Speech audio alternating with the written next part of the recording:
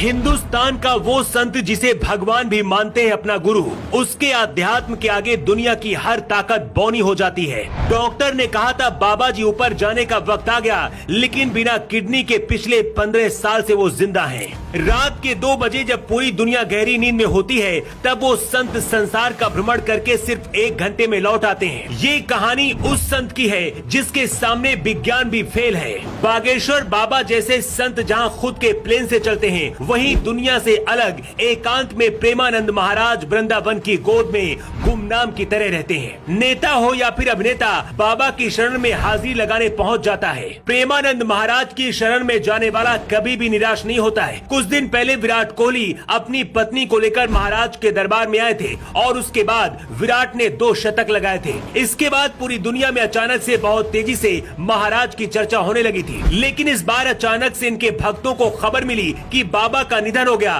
तो झूठी खबर सुनकर पूरी दुनिया में फैले भक्तों के अंदर पहाड़ टूट पड़ा। प्रेमानंद महाराज की जिंदगी में सब कुछ तब बदल गया जब डॉक्टर ने एक दिन कहा कि उनकी दोनों किडनी खराब है और कुछ दिनों के ही मेहमान है।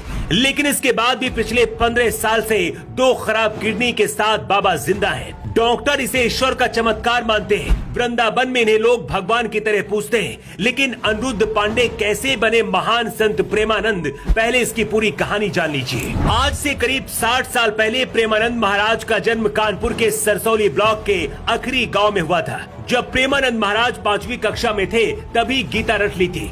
स्कूल में पढ़ाई करने के दौरान ही उनके मन में बहुत सारे सवाल उठने लगे थे, जैसे संसार को कौन चला रहा है, हवा पानी और अग्नि क्या है, और ईश्वर कहाँ रहता है। महाराज जब 9वीं कक्षा में आए, तब ईश्वर की खोज करने के लिए आध्यात्मिक जीवन जीने का फैसला किया। सिर्फ 13 साल की छोटी उम्र में एक दिन अपनी माँ से पूरी कहानी बताई और हमेशा के लिए अपना घर छोड़कर ईश्वर की खोज में निकल पड़े। करीब 15 साल की उम्र में प्रेमानंद महाराज काशी के घाटों में तो कभी गंगा के किनारे पड़े रहते थे, भिक्षा मांगकर प्रसाद खाते, और जिस दिन भिक्षा नहीं मिलती, सिर्फ गंगा जल पीते और भोलेनाथ का नाम लेकर माँ गंगा की गोद में सो जाते।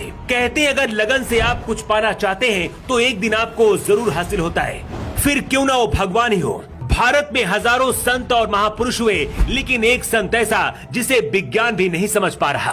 कई सालों की तपस्या के बाद जब महाराज को अध्यात्म की खोज हुई, तो कहते एक दिन नींद में भगवान शिव ने उन्हें चित्रकूट के रास्ते वृंदावन आने का मार्ग बताया। इसके बाद अपने गुरु से आज्ञा लेकर कृष्ण की नगरी आ गए। जब पूरी दुनिया सो रही होती है, रात के 2 बजे बाबा वृंदावन का परिक्रमा लगाकर लौट आते हैं।